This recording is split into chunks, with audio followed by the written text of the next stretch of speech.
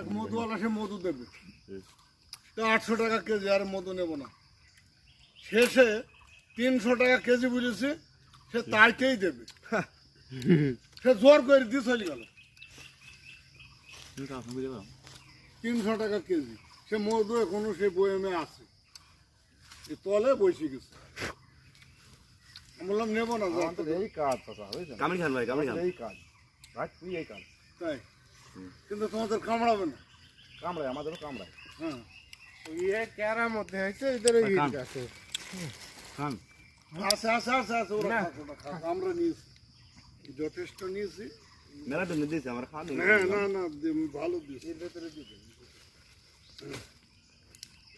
এর মধু নেবো কি আর দেবো কি বলেন, একটু খাওয়া হইলোই। মধু হইলে একটা শাকে তোমরা একটা কাজ করবে এখন, 10 কেজি 12 কেজি 13 কেজি মধু হয়। এই কোনায়, এই কোনাতে একটা